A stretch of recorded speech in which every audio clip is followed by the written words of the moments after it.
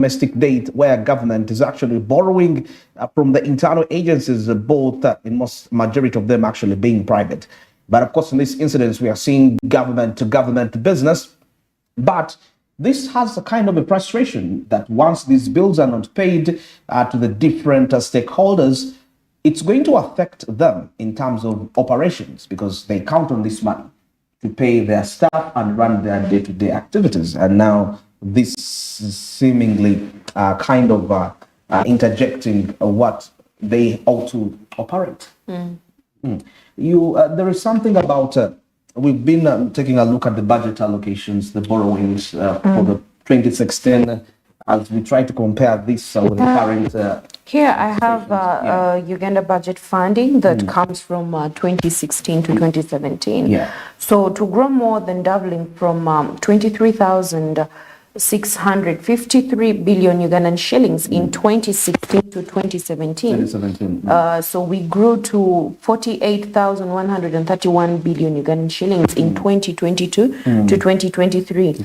And Uganda is projected to reach 52,737 billion Ugandan shillings in 2023-2024. And of course, we are seeing the growth in total expenditure over the years is a reflection of the growth in the overall GDP. But also we see that Uganda back in 2016, they borrowed 6.5 trillion shillings, but they had the 2.52 trillion shillings being concession loans. It had to pay for those loans, and then the 2.51 trillion shillings was being non-concession loans. So it's more like concession loans took a bigger percentage. Yes. And these are to do with, and concession loans have nothing to do with development. Anyway, that's upset. But remember, still, the engines of development, the architects of development need to be catered for. These are the staff, the workers, the strategists, that make all these perspectives. So in that way, they could have a slight point. And of course, we see in the growing economy of Uganda, it is quite slow. And of course, the fact that it is slow and we see reduced public sector activity, the government only has the money it only gets from the revenue. So as a country, it means we don't have that much to spend. But Uganda is still spending more than it actually has. And this is not good for the country. You need to spend less than you earn. Less than you earn. Yes. Yeah, you're absolutely right on that. But I feel with the coming merger, it's going to solve the expenditure issue. Though, probably, yeah. We hope for the best. We hope for the best. Though the question of worry is that if we have these entities all together, ministries, these 33 agencies merged into these ministries. Because my worry was the fear of having a huge ministry now with quite a lot of departments still within the ministry, which might cause administrative costs and red tape issues, because these are part of the aspects why these mergers were actually happening. But the expenditure is quite really too huge. These are the incomes that we bring in. Though I'm grateful for the strategies which are being put in place to ensure that there is a massive increase in the incomes, because there is a target of foreign direct investment, which is projected to reach about $2 billion. Anticipations, increasing, because last year we had about $834 million foreign direct investment. And when we have this, we shall be able to fund the ministries and they pay their bills in time. But also the Minister of Finance, Mr. Kasai, just says the country's total resource envelope for this 2024-2025 will be 52.722 trillion shillings. And 21 of that money is financing the budget. Yes. Financing the debts. Yes, the debts that we actually keep getting the time, because we want to spend what we don't have. But you see, I was asking myself a question. At the World Economic Forum, one of the key discussions they had was African debate, which is worrying some countries, most especially those major donors, China, the United States, and some nations in the European country. And they talked about debt restructuring for 40 nations. Then I was asking myself a question that, because even when the G77 plus China and the NAM summit came here, part of the discussions were favorable reforms in debt management, and most especially when it comes to the rate at which IMF and World Bank and the World Trade Organizations, even I think inclusive of the African Development Bank, they give out loans to developing countries. And then I'm asking myself, we are recklessly spending money to do on the concessional loans, to pay allowances, all this. And then we are still sitting down, giving orders to the kings of this world in terms of finances. This is how we should lend us. Yeah. I mean, what audacity do you and this is how we should pay you back. This is how we should pay you back. Yes, we are carelessly. Earlier on, we did a report on Democratic Republic of Congo. Yeah. They have so many minerals, so they're calling for foreign investors. As Uganda, we have a lot we can exchange for the money. We don't have to keep being in debt all the time. Yeah. Why don't we get what we have, what we are rich in? We actually export or sell to foreign investors, so that we actually use this money for the country, not to have this money to go to our pockets.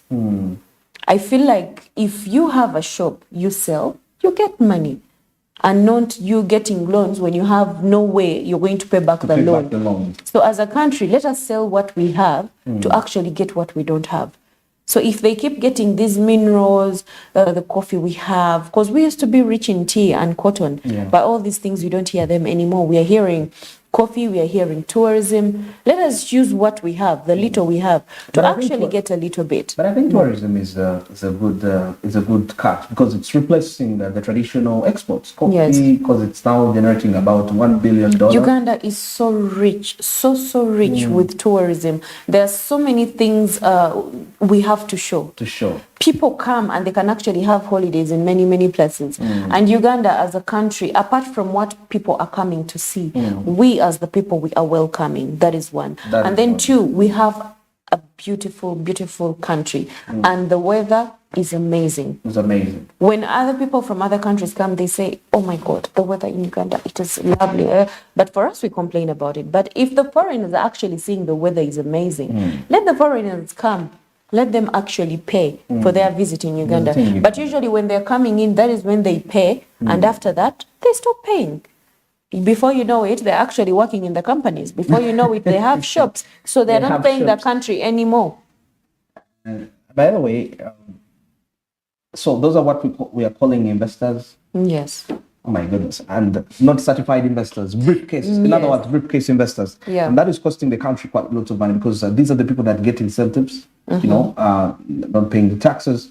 And yet we have government agencies struggling to pay water bills with unfavorable rates. I mean, that is, by the way, that interrelates, in terms of imbalances, which creates a revenue collection imbalances, because we have projections of revenue. And yet some of these projections, we are seeing lots of incomes. The circulation of money is high, but what is coming out of the high circulation of money is not worthy the velocity. If we are to calculate the velocity vis-a-vis the revenue, the returns, it doesn't count out. And it all presents on that. Tourists come and, before you know, they're investors and they're claiming for incentives and all this. And now, before you know it, the money is repatriated back to these countries. So that is draining the country's cash resources. We're developing those countries. Well, when you go as a foreigner to another country, you pay a lot of taxes. You don't, when you go to the hotel, the bills they pay, it's not what you pay. It's not what you pay. When you go to see something, the bills they pay, it's not what you pay. But here in Uganda, you find that I want to see the Makshon Falls. They will just get, let's say, the 150,000 I have to pay. They put it in dollars, and it is the same amount. It is equal. How about when these foreigners come? Let them still pay the taxes. When they're selling their products, why are they not paying taxes? These are the people that are actually supposed to be helping us, we as the citizens. Yes, if me as a citizen, I'm paying 200,000, let the foreigner pay 300,000. Tanzania right now is against employment of foreigners in their country. If you have 10 employees, let 6 of them or 7 be Tanzanians and the rest can be foreigners. It is okay. But we don't have that in Uganda. It is okay for a foreigner to own a business. It is okay for a foreigner to work in an office. And usually, when they're taking taxes off, the foreigner is never touched. They are very protected, which is wrong. They need to pay like we do. And they need to pay more. More. Yes. Yeah, it explains why in the recent Auditor General's report, we had the tax waivers equivalent to 1.2 trillion. And these are incentives that no Ugandan is actually getting. Well, all these definitely come back to the economy of our country, as there is going to be lack of money to actually invest back in the different ministries. Of recent, the ministry, we've had developments in the vaccination. That is the tick vaccine, because I would believe this could be part of the initiatives whereby if we export these innovations to other countries, it can be a source of income to the country, but also that the ministry itself getting money through that. It can become sort of a project for the Ministry of Health, and they're making money. I saw Botswana is joining Uganda on that move to ensure that they partner with that innovation. Because I read because the report I read put it out that this vaccine will help farmers to save 3.1 trillion shillings annually, because that's the amount of money we lose every day due to tick-borne diseases in cattle. And it's a Ministry of Health initiative. I mean, that is quite. But we've seen so many Ugandans trying to make products that are actually imported all the time. We see we are rich in coffee, we export coffee. But why don't we have local Ugandans making coffee that is actually selling out there? You find people having American coffee from Thailand, coffee from where? Mexico. Ethiopia. But when you tell them, oh, there's this Ugandan coffee that is good, no, I don't like. But because at the end of the day, us as citizens ourselves, we don't support our own market. And the people who make the product are scared of the government. They keep saying, when I'm trying to make the product, a foreigner will not be charged as much as I am charged. Me, a local, I'm not supposed to be paying 200,000 for my product, and the local pays nothing. The local is going to pay the 200,000. Let me pay 10,000. Me as a local, it makes sense to me, but I don't know if it makes sense to the people there that implement these laws. Yeah. Quite a huge question posed for the stakeholders there. Well, now let's have Dr. Diana Atwide. It is the PS Minister of Health. What does she have to say about this whole saga? As we continue to equip our facilities, we don't see equivalent or the matching resources to maintain. And that is, Chair, is a big concern for us. And sometimes we ask ourselves, should we really need to continue budgeting for something that we are going to buy, and only to, after some time, machine breaks down and that's it. Some of these machines are very sensitive. If you do not use it, if you install it and you don't use it up to a certain time, or you don't repair something small, it leads into bigger damage, and at the end of the day, you lose a whole machine. And these are things that we have constantly brought here and also in the budget committee. However, I think our limitation always has been the resources. The needs are well known, they are well calculated, the projections are made, the assessments are made, the reports are available, the estimates are made, but many times it's just, it depends on on resources that have been available. I wanted also to say that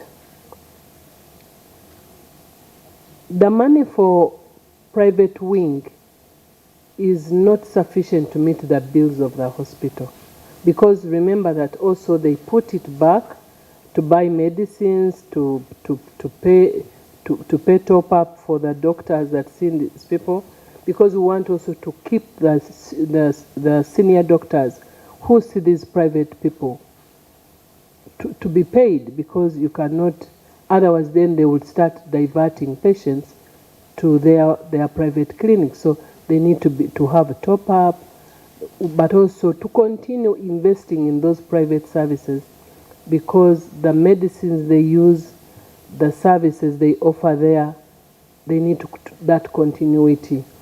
They can contribute, and we shall engage the regional referral hospitals that have private wing to see whether it is possible to allocate some little money, but still it is not sufficient. I cannot agree with you, Chair, on having and what Honorable Pio talked about, on having rates, different rates. It is very possible. It is very, very possible, and having alternative sources of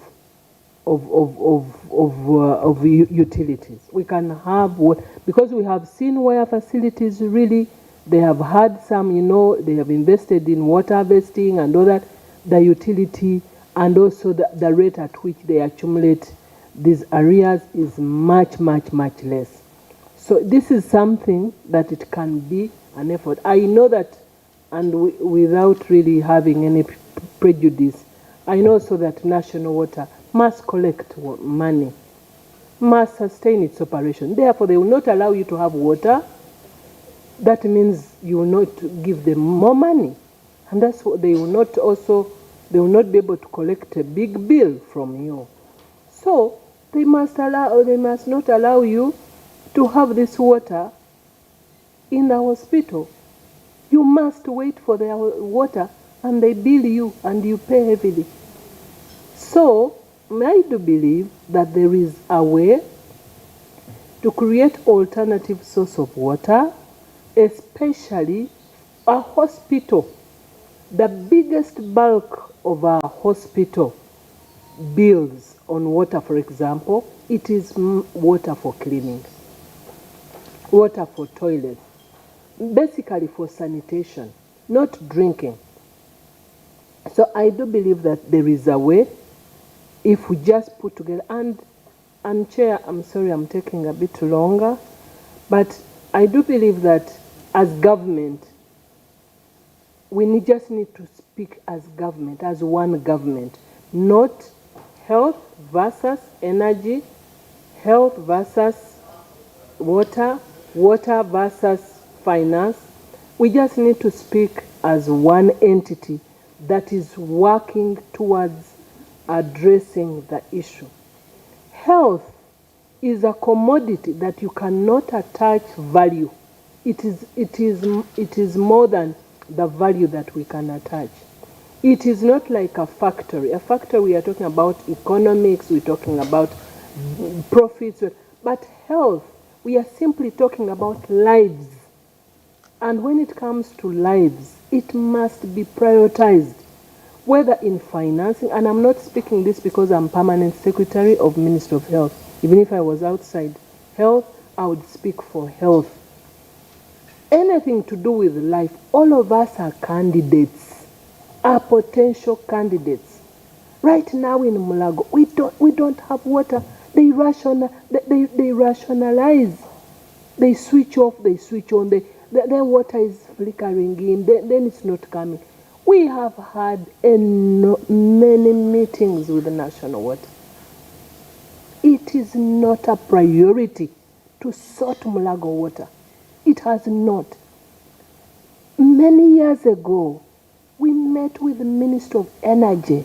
We have had many meetings with Meme over so many challenges of surges that we are losing equipment. We have never seen technical people from energy to come and do audits and take us through what should we do, how should we do it, how do we safeguard this, how do we minimize losses. We have never, despite the fact that we have had meetings and meetings, and I'm sorry, I'm not talking because I'm in health, I'm talking because I'm a Ugandan. It is not about protection of our mandates and our offices and our positions. It is about provision of services. Adjumana, and I'm happy that MPs here, we procured an X-ray 5 years ago. The X-ray is in a box, it cannot be utilized. I have had meetings with energy. Can you prioritize Adjumani so that we have power, so that we serve people? Look at the distance people have to move. X-rays in a hospital. You mean for 5 years we have failed to get money to connect power in Adjumani? It is just a priority. It is priority setting. It is simply priority setting. And I didn't want to get into emotions here because I try to be very, very, carnal. But I think really priority setting is so important, Chair. Look at the loans we are getting. Surely, you mean we can't get loan to do electrification of our facilities? We have the Mbalala for 8 years. I have written, I have followed up to have a dedicated line. My goodness, Arua. I don't know how much suffering they get. They're in the middle of operation. Power goes. It fluctuates every day like this. So what is it? What is it more important than life? Tell me, can someone tell me here? What is more important than life? Factories, we need them for development, yes. Cities, we need them, yes. But what is more important than having dedicated lines and available and stable in our hospitals? It is very possible. And Chair, even in some facilities, the power lines pass like just 500 meters. And you find really facilities are struggling. They have flickering solar lights we put there. People are struggling in the rainy season. Solar is not working. And then we expect to perform miracles. How can we perform miracles when we are not supported? That's why we expect everyone to understand that life, it is life. It has no spare. When we are serving, we must dedicate.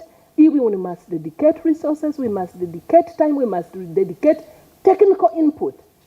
I expect energy to come and tell us how we need to minimize, how do we cut costs, we need to support each other. We need to support each other. Well, the study by the World Bank clearly indicates that the nation of India loses about $64 billion. That is annually due to loss of productivity. Now, this is as a result of a dysfunctional health care sector. And we are getting to observe how the dysfunctional health sector in a country can affect its economy. And we see Nigeria losing about $3 billion annually due to inefficient healthcare spending. Same applies to the United States, which spends more on healthcare than any other developed nation. Now, health outcomes are worse than in many of other countries. And finally, the report still reveals, this is according to the World Health Organization, that which estimates that inefficient healthcare systems cost the global economy $500 billion annually. It's a lot of money. That is why I was telling you earlier on, it is very important to always have accountability and transparency when it comes to public funds and how they're actually being managed. So at the end of the day, you see, if we are having transparency and accountability and every Ugandan knows how it is actually running, it would help financially the country and the economy, and we would be very safe at the end of the day. Safe of the day. Yeah. And an interesting report here by McKinsey Global Institute also reveals that investing in preventive health care, in other words, don't wait for an issue to happen and then think of a solution. Prevent it before it happens. It's what we do best. So it clearly says that preventive healthcare and improving healthcare affordability could add $8 trillion to the global economy by next year. Preventive spending, $8 trillion. That's a lot. We are hoping for a change as a Hoping for government of change, Uganda. yeah. And the ministries to actually sit down and balance and see how to actually help the country. Because the more we spend as a country, economically, we are going to stay in the same place. We are actually going to go lower. Lower. Because we are trying to go ahead. But like I said some time back, Uganda, we usually move 10 steps ahead and we take 25 steps. back. So 50 steps back. 50 steps. I will agree with it you is for 50. today on that, but we shall have more debate on that. Yes. Well, that brings us to the end of today's discussion. I've been Aljo Barije with Ronnie Charlotte driving your business. Today's edition of Smart Means Business on the 8th of February 2024. Of course, as we're heading into the rest of the day, go be productive. We shall be linking up tomorrow. Good morning.